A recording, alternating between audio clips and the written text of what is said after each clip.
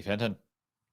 Happy Friday, my friend. I feel like I've been missing in action for the last, feel like Lord of the Rings. I've only just come back from a quest. Mate, it was. I mean, last week you were MIA. I think the week before we didn't get a chance to connect either. So it's been a couple of weeks for you and me and everyone. But fantastic to, see you up and at it and well and surviving, mate. Kicking it. Is it Freedom Day yet down there? Or isn't it? Well, they call it Freedom Day, but it's can't figure out what the fuck's going on day, I think, down here at the moment. It's what do people I do are with like, myself day?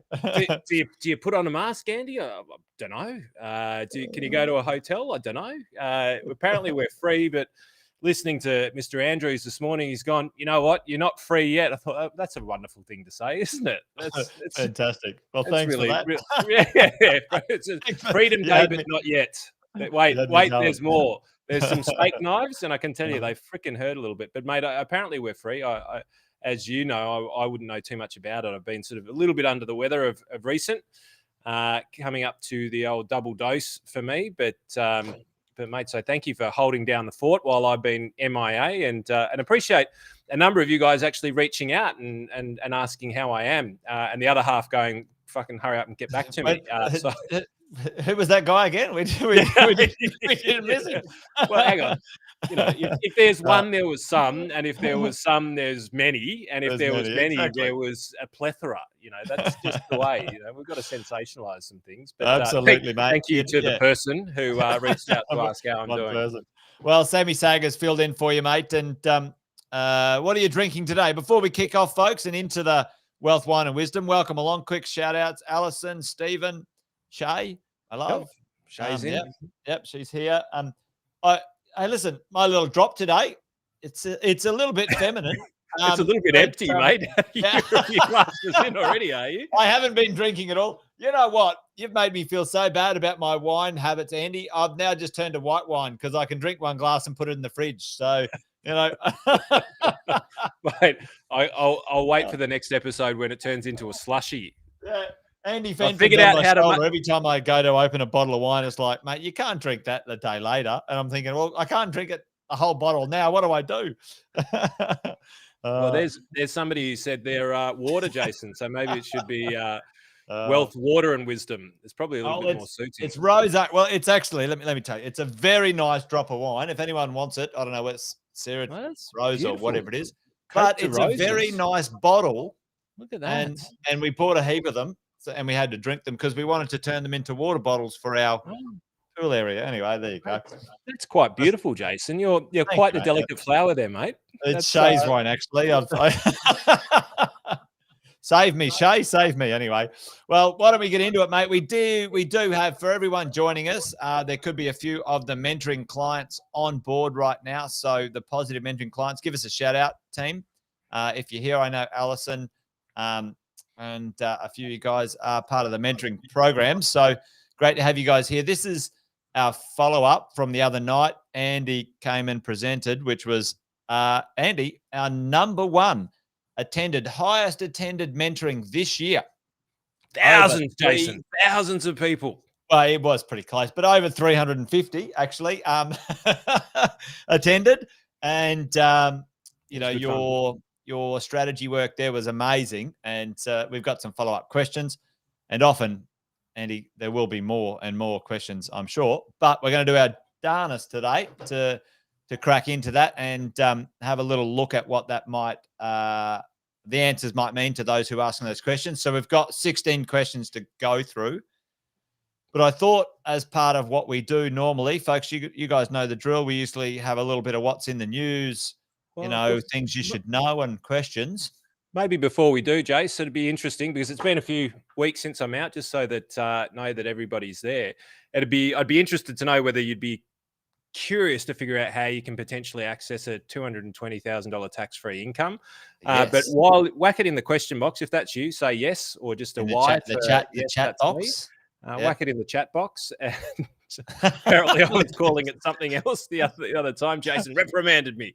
So please place that in the chat box when you if you're able, and let us know where you're coming in from as well. Whether it's Victoria, whether it's New South Wales, let us know whether you know what's actually going on in the world and whether we can actually catch up with each other in person. But it'd be good to hear from many of you, Stephen, Michelle, Megan. Good to have you all on board. Yeah, who caught it and who didn't catch it? How many on today didn't catch that? Because I think it'd be well worth it, Andy, for you to potentially cover about what the overview was, and then we could dive into those questions in a minute. And I'm just trying to find this video for you, Andy. Just like I'm feeling a bit distracted here, but I've now filed it in the wrong place, mate. Live television. I'm under pressure. I'm like, shit. Where's this bloody thing? Anyway, well, that's all right. Why don't you go into what's in the news, and then as we get into a little bit later, you can see whether it's in the right place. Yep. Yes, from Spain, Miles from Spain. Who's coming in from Spain? I'm not. He's probably got more chance of actually getting to Brisbane than what I do. To be fair. Well, there you go. Welcome, Miles. Yeah, good to see you dialing in, mate. And there's a few there, a few of the regulars. Michelle, good to see you. I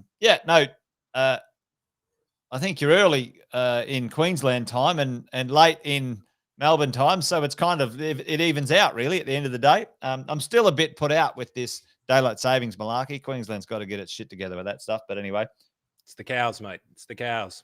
It's the cows and the curtains. We need to look after them. So got Chris in from Melbourne as well. So a few of the good crew in here. Yeah. How can you sneak into the GC? I know someone who's got a truck, Michelle, and you can just get in the back of it. But we've got Graham from Wagga Wagga. Hey, Graham, I spent 2 years in Wagga at the RAF base there, learning my trade many years ago when I was 17. That was a few years ago. Anyway, there you go. The military man. And Michelle, I actually heard that once upon a time it was easier to get out of East Germany than what it is out of the Gold Coast at the moment. So I think it's quite ironic. They built a wall around Victoria in the beginning, but now the wall's around Queensland. It's unbelievable. Lucky, it's a good place to be. Yeah, it is a good place to be. If you're going to be kind of isolated, Queensland's not a bad spot to do it. But Andy, mate, I thought a couple of pieces of news that we might sort of talk about. One that you and I have talked about for a while, and this one's kind of been on our watch list for a while, and we've talked about once or twice, is the world of decentralized technologies. And we've had a few conversations about these. Folks, you guys know, well, you might not know what they are, but, non-fungible tokens, NFTs, Bitcoin, digital currencies, digital wallets, you name it, blockchain, these things, these technologies, Andy, they have now got a market cap. I think and correct me if I'm wrong, I saw this the other day. I should have taken a note of $3.7 trillion collectively. Yep. And too large to be ignored by governments. However, there is zero regulation. Well, that's why they've got so much money in there, Jason. Yeah. Well, where do you think the drug trade and the arms trade are actually at these days? You've got to get the arms where they're needed.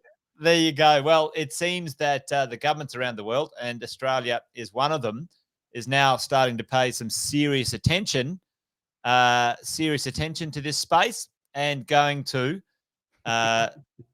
start some sort of framework for regulation and management of it. Now, I'm a little bit of a pirate in my personal opinions, but certainly I believe some sort of framework around this stuff is important for its future. I think it's going to change the world. You and I have talked about it endlessly, Andy. It's going to take a huge amount of friction out of our monetary systems, and these first few steps potentially could be the start of something insanely disruptive, which is already disrupting in significant ways. But integration into the systems. I thought I'd get your opinion and thoughts on it, mate. Well, here's the here's the thing, and I know I use that term a lot. A thing. The thing. In my view, when it comes to the regulation of these technologies, I mean, just take a look at the shit show it's been about QR scanning with COVID and lack of trust in government regulation. And let's just have a look at how governments globally, not just in Australia, but actually globally, in some of the Norlandic, whatever those beautiful countries are, with the women who are very tall and blonde and the men who are like Vikings. Also very tall and very blonde. Nordic countries. Thank you, Jason. Icelandic or Nordic. There you go. Nordic. Yep. That's it.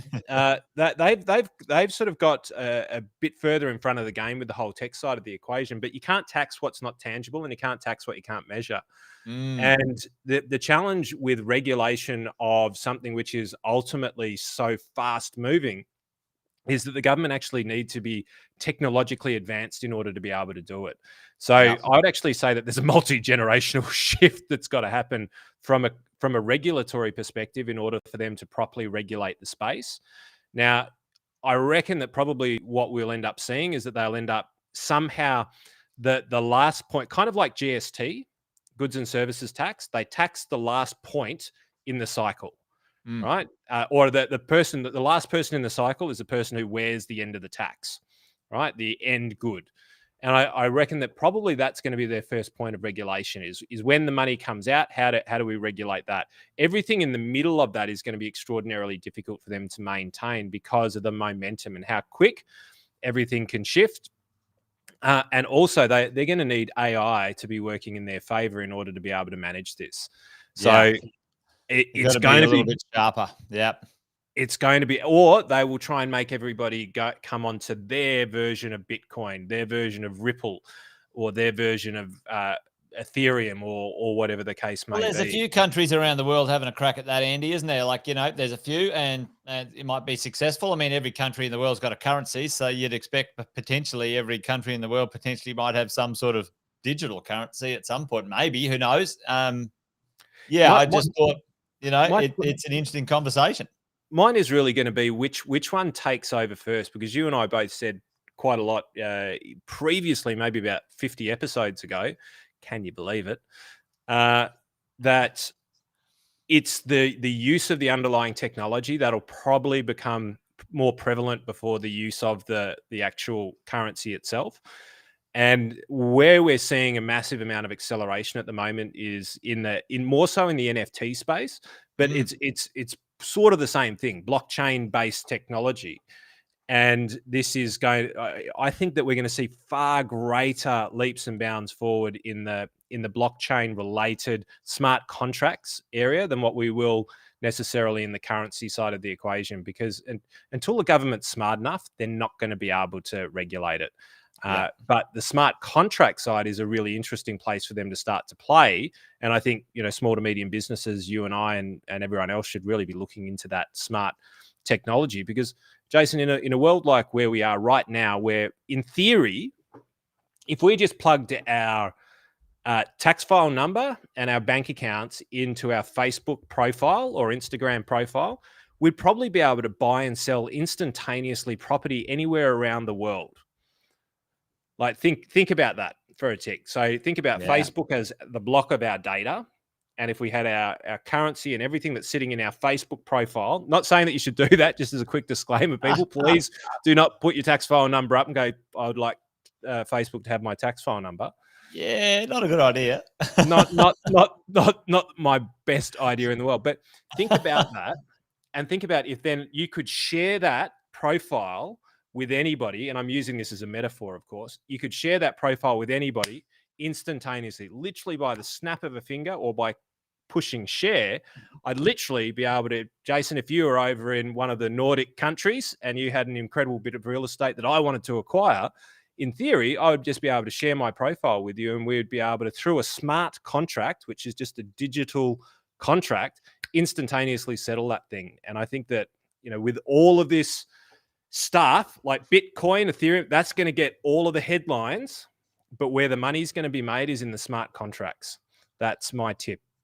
Yeah, mate. It's interesting when you talk about that right now, and I'm just ducking off to change or add a little thing to our conversation right now because you just reminded me of this one thing. But the idea that these platforms are taking hold or being these central places for this exchange of potentially information, banking, whatever. Like Apple, Apple and Google have applied for their own banking licenses, and I'm sure there's other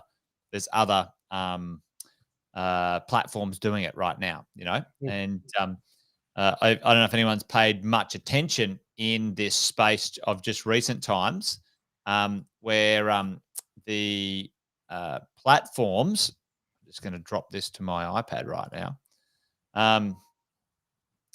The platforms. Just whack it in the chat box now if you think that Jason's doing an amazing job of multitasking. I'm quite impressed. Actually, he's managed to keep the sentence going with a few ums and ahs here. A few ums and ahs, but the platforms are fighting each other for eyeballs and advertising and marketing dollars, Andy. And we do a lot of this stuff in our businesses, talking about getting in front of the right client and so on. You and I have chatted about this multiple times.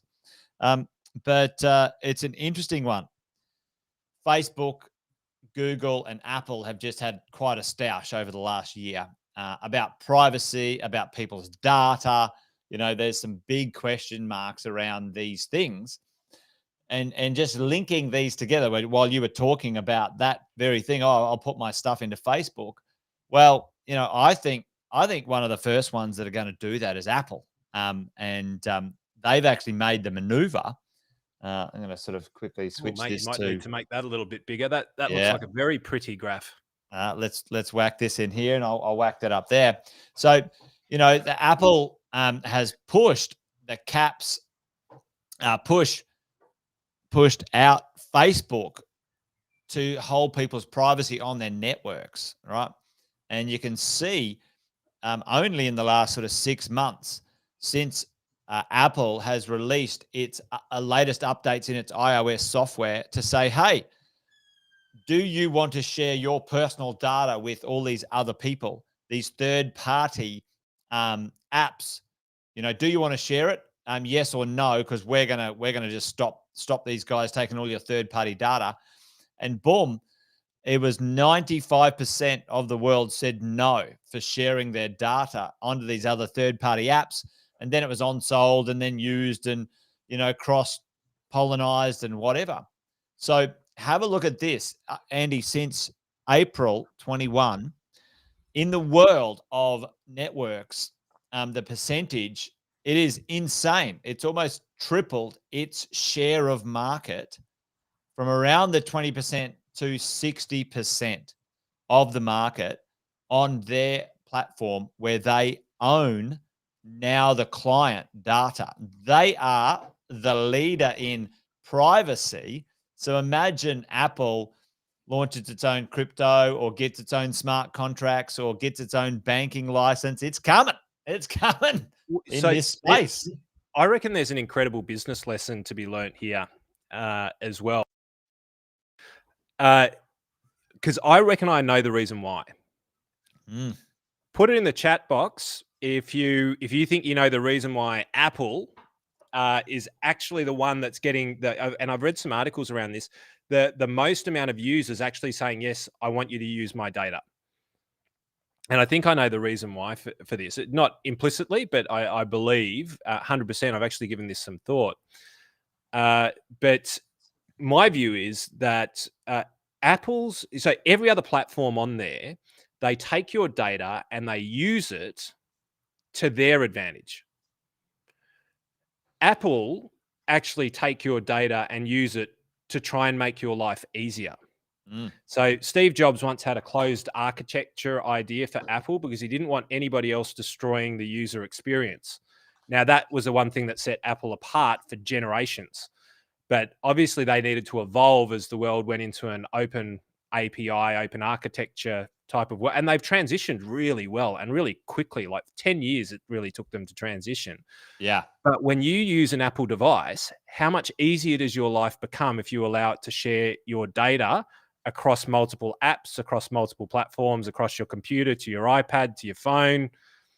It actually facilitates an easier user experience for you. So it makes your life better or easier. Whereas Google showing you the right stuff to buy and chasing you around the internet maybe doesn't actually do that. That's my belief as to why I think Apple is crushing this space.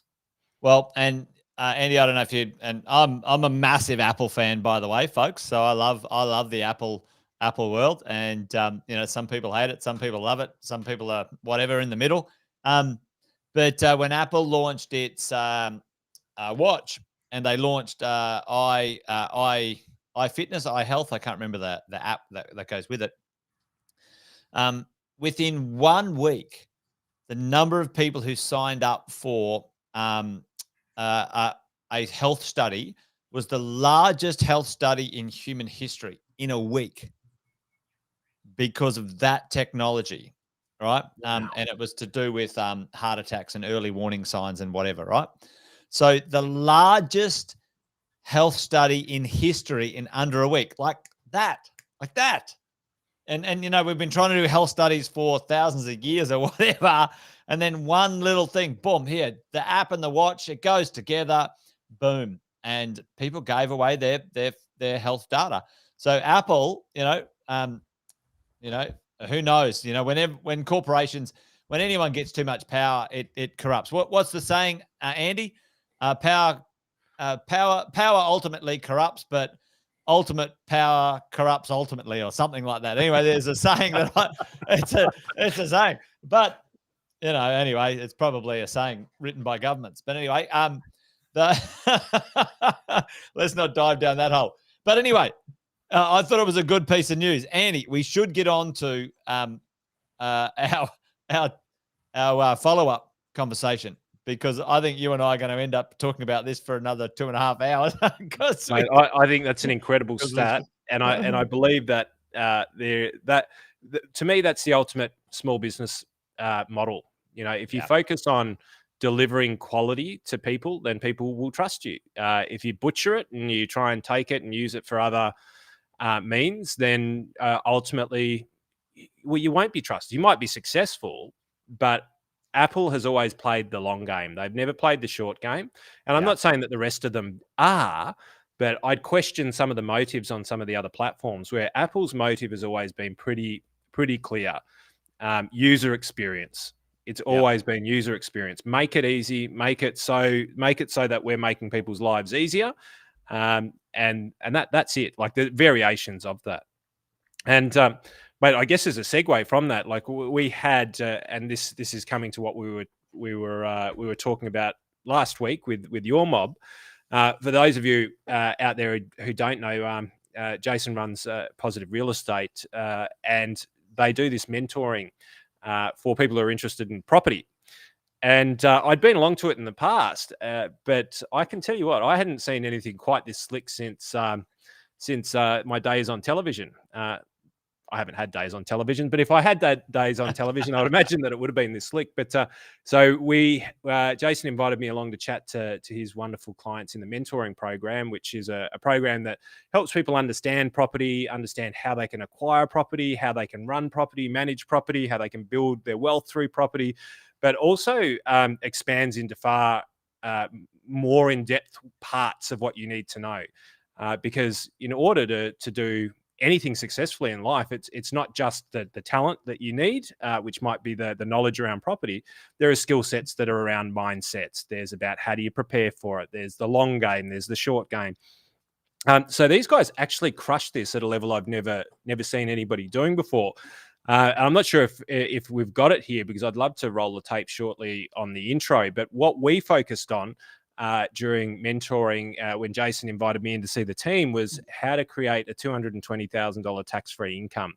So what we're going to do in a minute is actually share or actually answer some of the questions that we couldn't get to in that session. And I promised to do this last week, but unfortunately I was not well.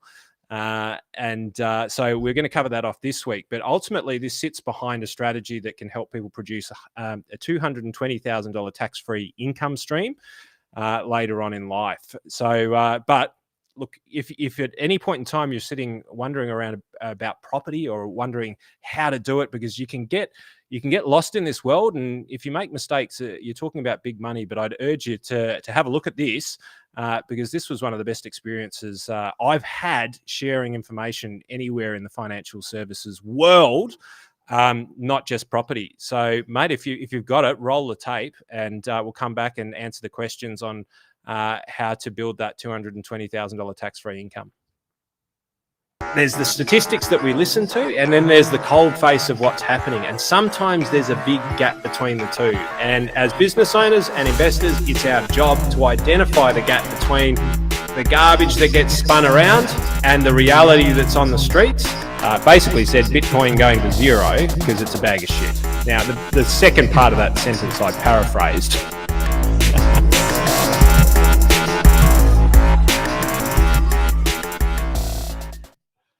Mate, you were looking a little bit sharper and younger there in your pre-lockdown haircut. Hard to believe it was only 6 or 12 months ago. But mate, if you can get the intro to that, maybe as we go out, like the intro to the whole session, that would be awesome. Oh, yes. I'm not sure whether you've got it in the bank, but super impressive, guys. They run this show. It's almost like being part of the project, but the project without political bias. That's all about education. So I'll bring up the questions that I had. But if you were at the mentoring session the other week, please let us know that you're here, so that and then if there are any other questions that came of it, happy to run into those as well. But what I'll do is I'll just introduce a concept that we spoke about a lot in the conversation. And one of the concepts that we spoke about during the session was, well, superannuation. It's this big everybody knows about superannuation. Everyone has an opinion about superannuation, but not everyone kind of realizes how to put the nuts and bolts of it together. And I think that part of that's by design. But ultimately, what's available to every single one of us is to put money into superannuation over a lifetime, so that when you are 60 and retired, or 65 years of age currently, you can access that money 100%. There's no restrictions on how much you can access of it. But if you turn it into what's known as a retirement income stream, or a pension, a superannuation pension, then the investment returns of that are tax-free and the income from that is tax-free. So every single one of you in Australia, whether you're part of a defined benefit fund or not, whether you've got a self-managed super fund or not, you are able to access these benefits. It's a little bit different in the defined benefit world, but there's up to $1.7 million each. So that's each. For each person you can have $1.7 million in superannuation that, if you choose to, at the age of 60 and fully retired, or 65 years of age, you can turn that into a superannuation pension, which means that the income is tax-free, the capital gains tax-free, and if it grows beyond 1.7 million, that's fine. If it grows to 2 million or more, that's fine. So if you invest it really wisely, it can be more than that. But the question then becomes really quite difficult, because ultimately the government want all of us to be able to retire, and they want us to pay for our own retirement. So it would make so much sense to allow us to put as much as we can possibly put into superannuation, wouldn't it? Just put a Y in the chat column or in the chat box. Just put a Y if that makes sense to you. It would make sense that the government would allow us to put as much as we possibly can in there, so that when we retire, we can retire on there. So, and a Y means yes. Y means yes. not a YWH. Y. A YES. Yes. So yeah. Well, yeah, Stephen, 100%. I believe it too. But here is one of the most incredulous things that you're going to hear. My personal view is that it shouldn't matter whether you do that when you're 25, 30, 35, 50, 60. It shouldn't matter.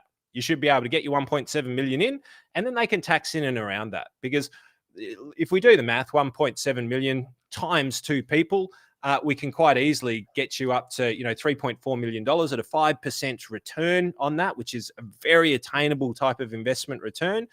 You're talking $150,000 to $175,000 worth of tax-free income. Now, everyone should have access to that, but here's the unusual thing, is the government then put all of these restrictions in place, which say that you can only put, last year it was $25,000 worth of deductible contributions. So that's employer contributions for most people.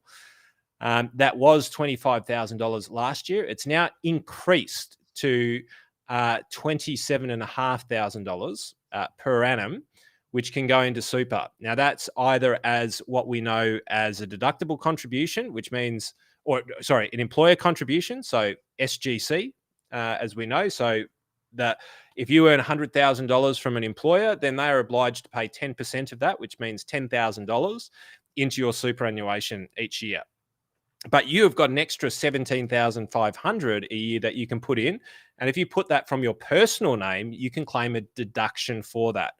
Right. So that concept is something which we're going to chat about quite a lot, which will answer a lot of the questions that were posed.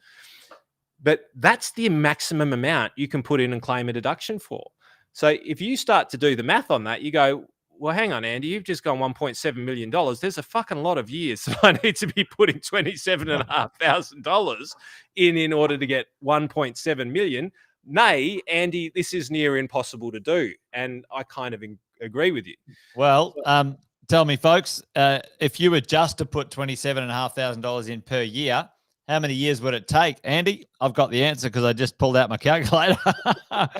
It would take you 61 years. That's crazy, huh? 61 years, folks. So it's a good idea, but is it practical? Oh, you're kidding me. They wave it out there, but can we do it? Yeah. So the response is it's very challenging to do because, 61 years, most of us aren't earning a taxable income from the age of 1. Most of us then manage to do extraordinarily stupid things with our money in our 20s and late teenage years. So we really only start accumulating for the best part, not those in your community, Jace, because they're very business minded, they're very wealth minded, and they think about the future. Yeah. So, but there's a gap, right? Fair to say there's a big gap. Now, there's another condition in superannuation, and I'll get into the good stuff in a tick, but these are the important things to just preface beforehand. And by the way, the big disclaimer, this is not financial advice. You've got to take into consideration your own personal circumstances. I'm just feeding you generically what you can visit the ATO website and see. So each year you can make a contribution of up to $100,000 and you can't claim a tax deduction. So that's money that goes straight from your bank account, straight into superannuation. You can't take it back out until 61 and retired or 65 years of age. It doesn't get taxed as it goes through. The 100K goes in and you can invest that. So that's already tax being paid on that because you earned it and you paid it in your personal name, and you can put $100,000 per annum up to a maximum of? Sorry, it's 110. Sorry, Jace, I'm in my old world because they keep changing the damn rules. Pretty much like COVID. But 110,000 a year, and under certain conditions, and I won't go into all of them right now, but it may be possible for you to put anywhere up to 330,000 in a single year. You have to qualify for certain super balances in order to be able to do this. And here is where the puzzle really starts to take place. And here's where people really need to start to look at their super. And I guess if you weren't part of mentoring, first, you should be. It'd be a great place for you to be. But second, start looking at super more as a reverse engineer it. Say, how much do I need to retire? And then start to look at how you can get it in there, because that is one of the biggest challenges, believe it or not. Well, that is the question, isn't it, Andy? It's not like, should I? It's like, yeah, you should. How do you get it in there? How do you, the timing of it? When do you start? How do you get it in, and the strategy around it? Because that's, and Chris asked the question, is that 110 each, Andy? Yes, that would be accurate. Yeah. 100%, 110,000 each, and that's 330,000 potentially each as well. But here's the thing: if you do the 330,000, then you cannot make another post-tax contribution for 3 years. So 3 full financial years. So if you made it, on the 29th of June, as an example, and it hit your accounts within the financial year, then you've got two financial years and a couple of days, and then you may be able to do it again. Yep. But even then, you're probably sitting there going 1.7 million. Like, Andy, I don't always have a spare $330,000 sitting around. And that's fair to say, is that you don't. So the government may put up there the 1.7 million, this is the big thing to be able to hit. But the reality is that you really need to start to think about planning it. And so we went through some incredible strategies that property investors can use in order to be able to create this $220,000 tax-free income. There's other stuff, because I know I've only given you a piece of the pie here. If you do want to find out more about that, like put tell me more, hashtag tell me more into the chat, and one of Jason's team will reach out and help you out with it. Because there's other parts to it. But with the 1.7 million each, that's $3.4 million per couple, or if it's just you, it's 1.7 million for you. But if you are a part of a couple, that's 3.4. If you've got a polyamorous relationship, I guess you can potentially access even more than that. Well, Andy, can't you have up to 6 members in a small super fund now too? So you could at some point include other family members as well. But that's probably getting off the point here. But you can. It's a good thought. It's a good thought, and we may or may not do that. So. There are ways that you can start, and this is it. Go to the end. Always reverse engineer your end goal. That's what I love to do. That's what you love to do in your business. I know you talk about that with your team, and that's why you wear the shirt powered by purpose. Because the end game it has a financial component, but usually it's about quality of life, happiness, joy, all of these sorts of things, and then it's what is it going to take for you to get there? Yeah. So. Look, that's a bit of the frame, and I know I've spent some time to frame that up, but it was important in order to be able to have the rest of the conversation. So there were a number of questions that then came out from mentoring. So hopefully you guys are in there, and if not, maybe Jason and the team can share this on how to develop the $220,000 tax-free income. Totally, we did have a couple of questions, and look, if you are part of mentoring, you want to see it again, just put it, type it into the chat field and we'll help you out with that. Yeah, the team know they've got their Positive Mentor app, and you can watch the replay for the mentoring program. Andy, you can watch Andy on replay endlessly if you'd like. What a horrific thought. But there you go. So, Andy, we've got 15 questions here that were follow-up questions from the night. Do you want me to read them out? Mate, if you want to. Yep, I've got them in front of me, but let's go. Yep. Now, I'm not quite sure they're in a sequence, but I think you've answered question number 2 already. So what's the maximum you can put in per year? It has increased to $27,500. And just a little add on that, I think, Andy, it will increase over time, isn't it? The government's thinking of sort of increasing it over time to a certain percentage. These are indexed, but indexing can go positively and negatively as well. So it could actually go down depending on, but we would expect over time that will go up as inflation and wages go up over time. That should go up. That's the reason why previously it was 1.6 million that you could put in each, and now it's gone to 1.7 because it was indexed and it was indexed up. So 100% you can per person. $27,500 is your total deductible contribution. They're called concessional contributions into superannuation, and they're available per member or per person. Doesn't matter whether you're a member of a self-managed super fund, an industry fund, a bank fund, a retail fund. That's available to everyone. And that goes in taxed at 15%, Andy. And what a lot of people don't realize, actually, is that inside of a super fund, you can still receive tax deductions inside the super fund. So with real estate, I know a lot of people in their world of owning some real estate when it's appropriate, they get their depreciation, the tax deductions inside their super funds, and many of their super funds are paying a lot less than 15% on the way in as well. So ultimately, it's a nice way to minimize that 15% even further, in the single digits. So yeah, look, it is absolutely possible to get that close to zero over time with the right sorts of strategies. And again, as you said, at the right time, because anybody who's watched us for long enough realize that we beat up the politicians a little bit, and that's because the politicians can't leave it alone. They're like a teenage boy; they cannot stop touching things that are within their control. And so, realistically, I believe that one of the biggest risks to financial strategies, all of them, is the government and legislation. Yeah, they're maniacs. Yep. You did right. So, next question. So is this applicable to private and or government super schemes? Like the rules apply across, all of them, right? Effectively, they do. So, but when you're talking about defined benefit funds, and it's far broader than this conversation because it does get quite complex. If you've got a defined benefit fund, there's not that many of them around, but they do operate in the government sector and in the military they're common. Police force sometimes they're common. Some medical fields, you might have a defined benefit fund, right? And they will call it. So you can ask your fund, is it a defined benefit fund? If it is a defined benefit fund, you will need to find out from them the calculation of your benefits.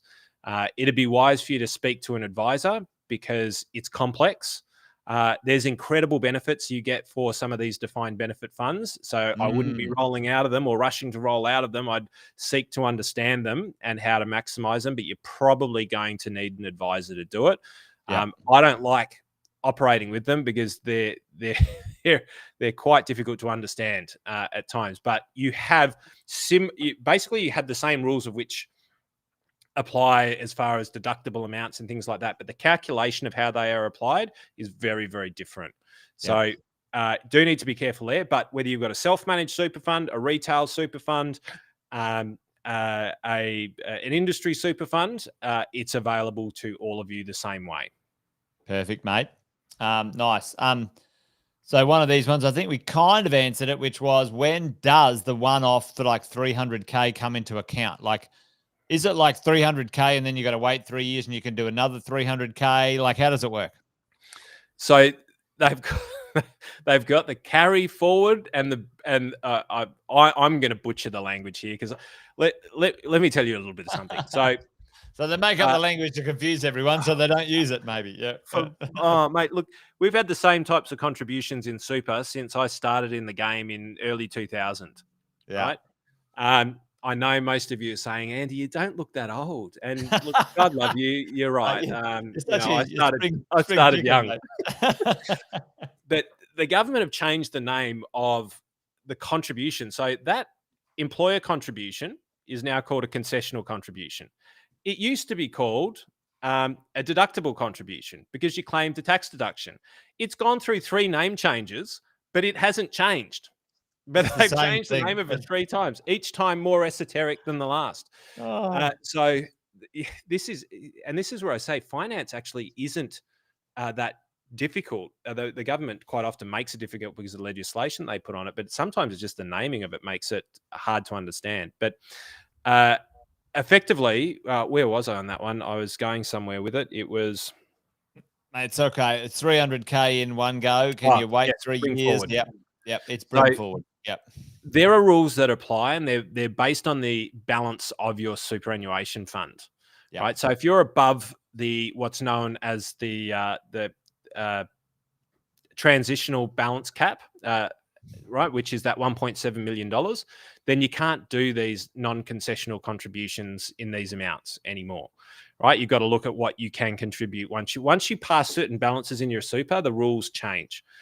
But if you are under the balance, then if you do $330,000 out of your pocket straight into your super this year, then for the next 3 financial years, including the one that you're in, you cannot make another post-tax contribution, right? So you can still do your 27,500. You can still do your 27,500 up to the... Well, look, you can still do it. You're just going to get taxed, right? And it doesn't make any sense from my perspective. 50% or something, isn't it? Yeah, the tax is ludicrous. Yep.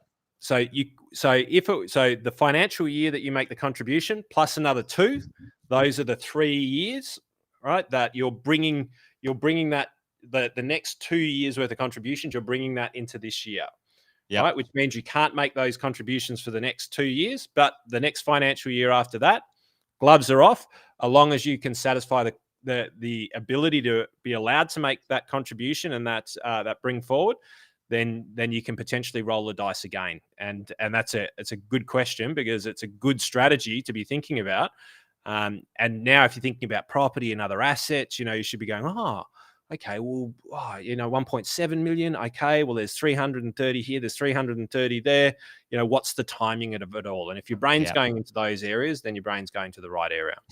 That's good. Well, one of these ones, I think we answered it, but does the 1.7 million increase each year? How does it sort of, how does that increase? Is it indexed? It's indexed. So it should, as long as, inflation and wage growth is still there, it should go up over time. Yeah. So they'll keep indexing that. To what extent? Who knows, right? It'll all depend on how the economy grows. Should it grow? If it shrinks in certain areas, there's a potential that it might actually come backwards.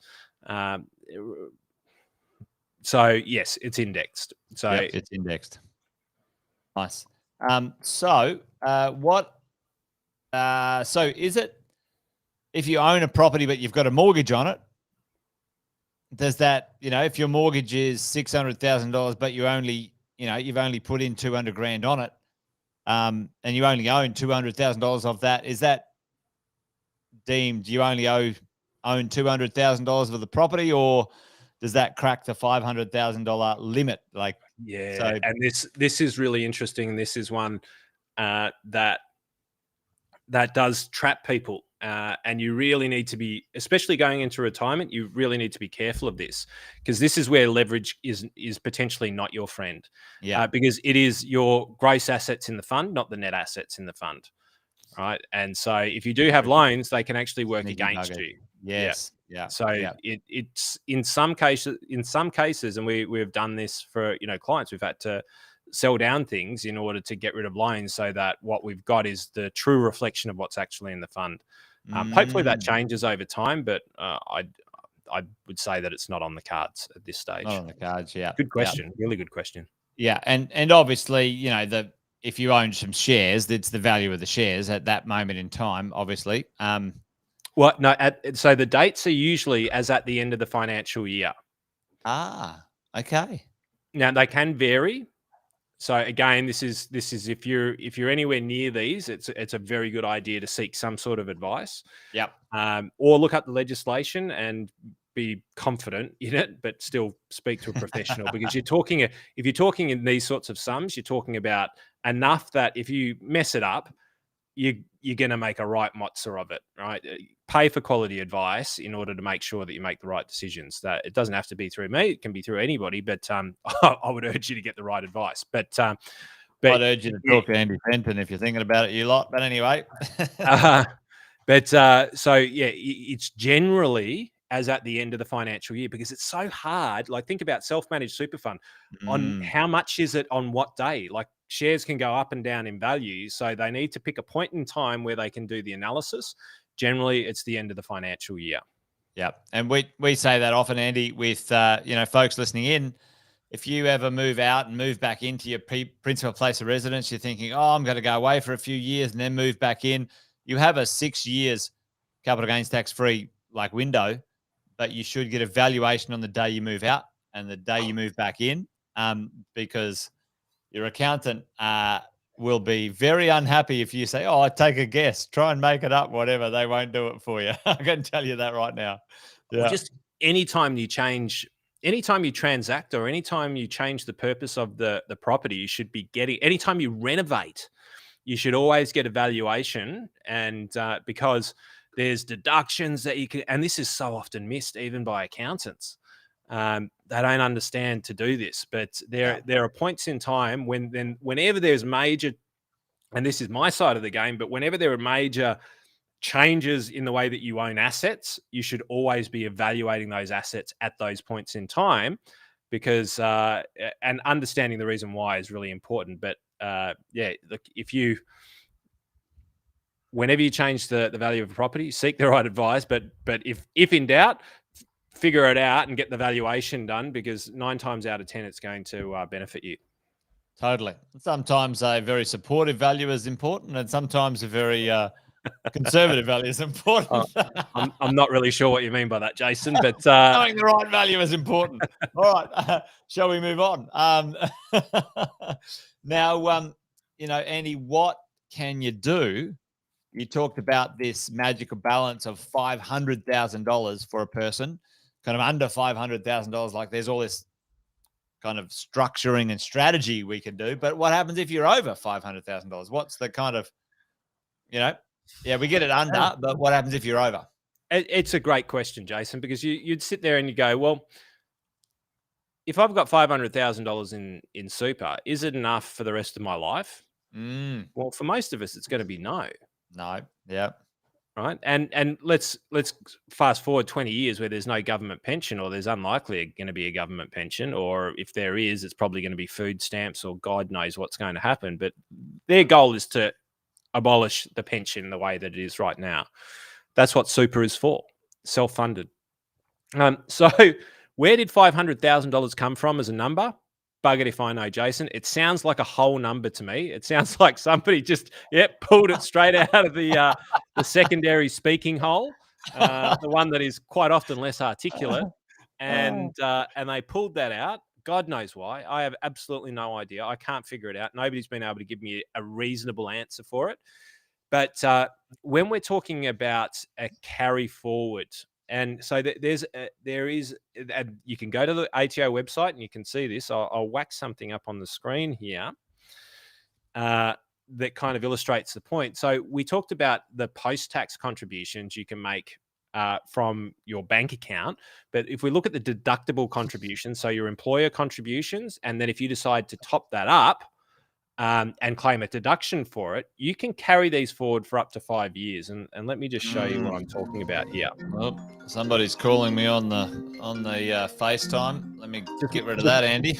Just make sure it's not ASIC. It's not ASIC. No, not this time. Not this time. No, I thought it might have been for me, but folks, you can go to the ATO website to get all of this data. That's where I got it from. But this is just a very generic scenario that I decided to pull together just to illustrate what I'm talking about here.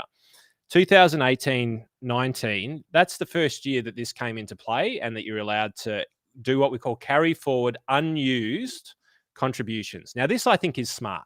This is really smart. It's basically saying if you don't earn a $275,000 income, which means that your employer has to pay you $27,500 into your super every year, you can carry forward for up to 5 years what you have not contributed. So if you're unemployed for a year, as an example, you can then carry that amount forward. So here's sort of how it works. Let's just say that you had your concessional contribution via your employer, right? And that's $10,000. Well, you've got $15,000 in that year, because remember, Jason, it wasn't 27,000 back then; it was 25. So you've got the 15. You can carry it forward, right? So that means that you've got an extra 15,000. So the next year, if you still do a 10,000, well, you haven't used 15,000 of it, but in that year, you can actually top up that 10,000. You could make $30,000 worth of contributions, meaning you could make $20,000 of contributions out of your pocket and claim a tax deduction for that. Right? Let's go forward again. Next year, we're now 2021. And again, we've unused 15,000, which means we're now at $45,000 that we could, which is unused in that year. So anyway, we keep on going forward, and we've now got the $27,500. Right. So in this year, in theory, we could make $40,000 worth of contributions, right, if we wanted to. Right. Let's keep fast forwarding, and we're 22, 23. There's $17,500 now that we can carry forward, which means that our carry forward is 50, which means in this year, in theory, because it's the 5 years, so 1, 2, 3, 4, 5 years plus the year that you're in. Right. And guys, seek advice around this. Like if you're talking about these sorts of sums, you should seek professional advice because we're talking about reasonable sums of money here and it makes a big difference. But that person could make $77,000 worth of deductible contributions into their super fund at that point in time. Sorry, I should have gone like this because you can't see because my fat head's in the way. Now, this is a big game changer, Jace, because this was not like this a couple of years ago. But this gives us the ability to be able to create deductions in order to top up our superannuation balances and make sure that we can put more into super, but also potentially reduce tax at the right time in order to be able to do that. And that's one of the big pieces of the puzzle. Bless you. When we're talking about reverse engineering the future, right, we're talking about, well, let's get smart about this. If we've had a few years where we've been unemployed or that we've started up a small business, we can bring those forward, Gesundheit. Then we've got the ability to be able to start to control our tax destiny. And anybody who's in the game of business or the game of investing, the more you can control your tax destiny, the better you will be as a result of it, because it is the number one eroder of wealth is tax. 100%. And you don't get it back in the same proportions that you friggin' paid it. That's what shits me, Andy Fenton. Now, I'd be happy to pay 30% if you got it back at that rate when you retired. But hey, it doesn't happen like that. You pay 30% and you get it back at like a 0.5%. like a retirement a retirement dividend credit. Yeah, tell me about it. Yeah, anyway, but you and I know that it erodes our wealth into the future. So there you go. So the reason why I brought up that example is that part is linked to the 500,000, Jace. Yeah, that part's linked to the 500,000. So your balance has to be under 500,000. You might be going, why, Jace? Why 500,000? It's from the second vocal unit that comes from down below the belt. I don't know why it's 500,000, but your balance needs to be under that in order to be able to utilize that type of a strategy. But it's a real key one, and it's so fundamentally important to your journey because you can use that wisely, or you can just smoke through the $500,000 barrier, and that's per person, by the way. That's each per person. That's right. When you combine that, if a couple's looking down that strategy, well, that's what $150,000+ worth of potential tax deductions in a single year. So, but there's multiple things. Again, you should seek advice when doing this sort of stuff. But directly answering some questions based on information on the ATO website, that's effectively how you can apply it. That's the one. We did answer this one the other day, but maybe spend a couple of minutes on that. We've got 3 more questions, and then we might sort of call it quits. Andy, I've got to drive to Brisbane this afternoon to catch up with a couple of people. But you allowed into Brisbane, mate? Have they got a border control between the Gold Coast and Queensland's pretty flexible. Just making sure, mate. That's all right. I'll wear my mask in the car. It is. What happens if the balance is kind of exceeding 500K for one partner, but not the other? This is a good question. You talked about sort of this kind of balancing process of partners and contributions to each other's super, and I thought it was fucking fantastic. Yeah, look, we won't go into that right now, but it's another cracker strategy. But let me just say this is, if you believe that you're on the journey to be able to get up to $1.7 million in super each, then you should never allow your partner's superannuation to disproportionately grow beyond yours. Yeah. Right. There's so many things, divorce, marriage, all of these sorts of things that you need to take into consideration. That's why you get good advice. But ultimately, at the end of the day, the family law court will reach into basically anything, including your hip pocket, and take the cash out of there. They're unbelievable. They've got AI robots that'll come into your pocket and literally take your wallet out of your pocket. Anyway, it's the number one, Andy. we say the number one risk you can't control, politicians, they're maniacs. The next biggest financial disaster the average Australian faces, close to 50% is marriage breakdowns. And it often resets the whole thing. And sadly, for a lot of people, it's a bit of a problem. Yeah. Short of a few bank accounts in Bermuda, there's very little that you can do to protect any asset against it. And I think that, sometimes you should be able to, sometimes you shouldn't, just depends on the circumstance. Not here to judge, but it is. So the moral of the story is that you can have your super taken in a breakup anyway. So my thought pattern is, well, equal it out, like make sure that they're the same over time, because then as you pass through a barrier, your partner, you'll go through them at the same time. You can strategically align those journeys. Incredible strategies sit behind it. You can do it. Everyone can do it. Or most people can do it. And just be aware that you can do it. Ask your advisors how. So you won't have this problem, hopefully. But if your balance is, Jace, if it was you and me, and we were partners, and your balance was higher, you wouldn't be able to you wouldn't be able to use the carry forward, right? Contributions, those extra tax, but I would. Yep. And then, it makes sense to balance it out as you go. There's also some, very clever plans that we shared as part of our mentoring program. Those who aren't in the mentoring program, like Andy said, you should be. As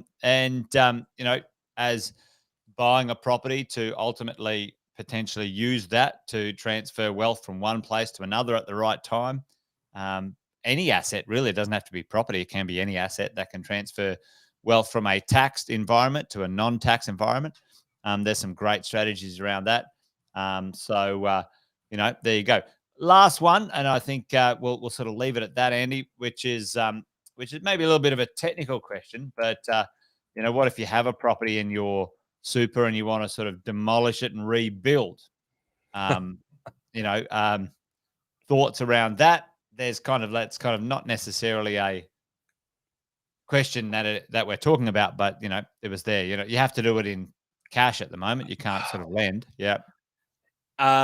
Yeah. Look, my response to that is go and seek good advice, because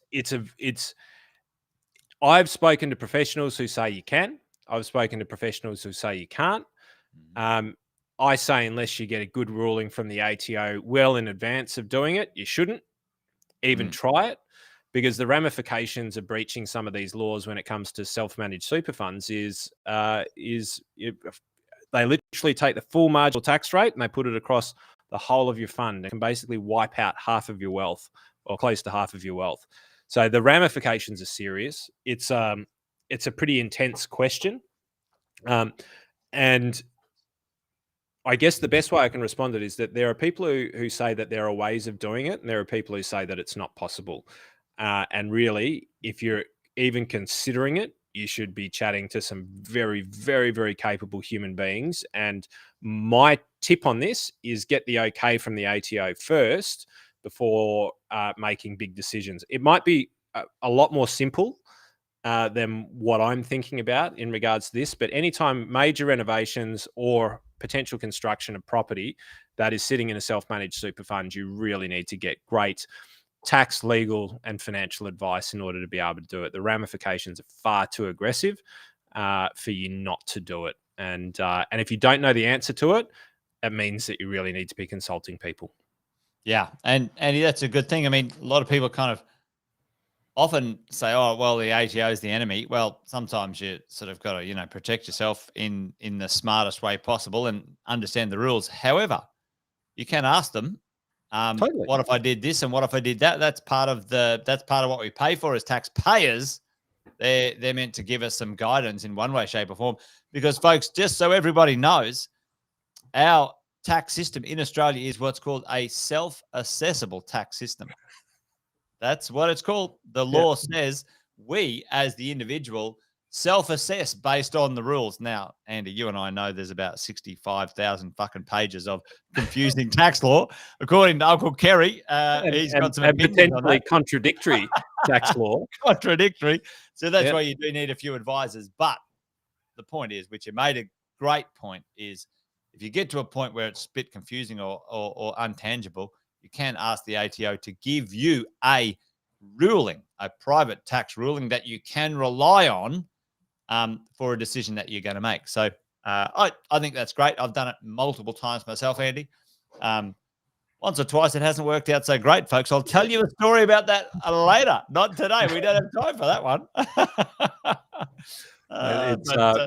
It's one of those things I've had a few people that I've worked with over different points in time at a pretty high level, and we're talking about significant sums, who've basically said, look, an ATO ruling's like a prenuptial.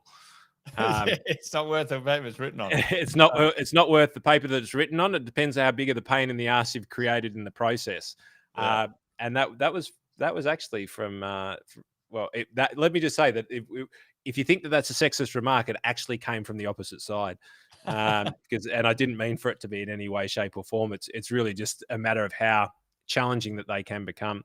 Yeah. But look, I think they're cracker questions, Jason. I'm sorry we didn't get to it last week. I hope that all the team from your mentoring sessions are on and have received the benefit of that. And if not, that they listen to it.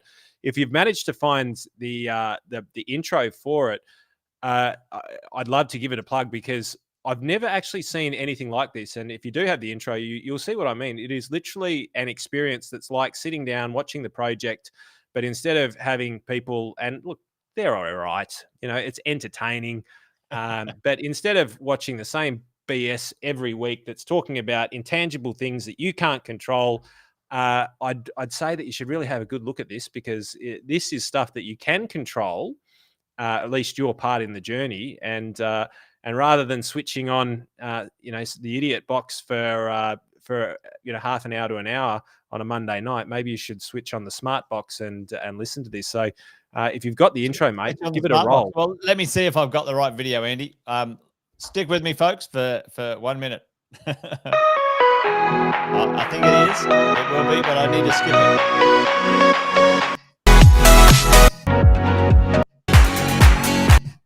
There we go. Tonight on Mentoring, how does a $220,000 tax-free income sound? Too good to be true, folks? Some would say.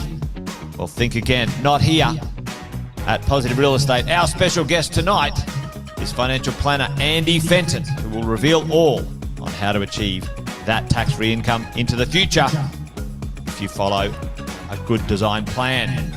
Plus, Sam Sagas is out of lockdown, bursting with some investing gold, and we'll shoot down to Melbourne for an update with our head of coaching, Tabitha Bright. Pop the popcorn, folks, slip on the Ugg boots, and get ready for another bumper edition of Positive Mentoring.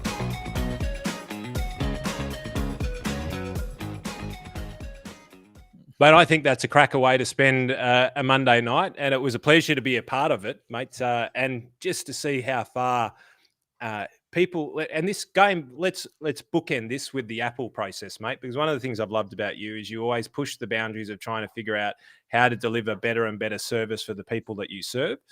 And quite legitimately, mate, we've been just recently nominated for Innovator of the Year amongst 250, I think, financial advisory groups, where we're trying to track you down and chase you down as far as your technological advancements in education and how you serve your clients. But that was by far and away the best I've ever seen anywhere in Australia, and well, actually in the world, but I haven't had that much experience abroad. But my advice would be if that you're thinking about getting into the investing game, then you should be tuning into Jason and his mob and spending time on the smart box rather than the idiot box.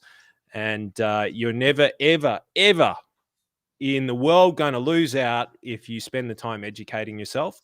It is by far and away the best investment that anybody can make, as long as you continue to use it and you continue to do it to become smarter, stronger, and wear the knocks along the way, mate. So it was a privilege to be a part of it. I think more people should be a part of it. And mate, good on you for leading the way in what's incredible. Maybe we might even be able to get wine and wisdom up to that level.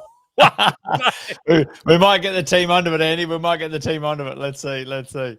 But mate, as always, great to hang out with you. Appreciate you adding value to our community. I have drank my glass of wine now, folks. So I've got to drive, so I'm not going to have another one. Tiniest little bit left. But yeah, mate, good to hang out with you. And I know our community loves what you've been adding to our educational space for a number of years now, over 5 years. So, mate, love that stuff. Appreciate you. Appreciate everyone joining us tonight as well. We had a bunch of people jumping on tonight, so great to see people all the way from Spain even dialing in. Hopefully there was some value, maybe an expat or two. Hola, amigo. ¿Cómo está? Indeed. All right. Well, I think it's a good night from him. And it's good night from me. Good night. Good night. Thank you. Bye-bye.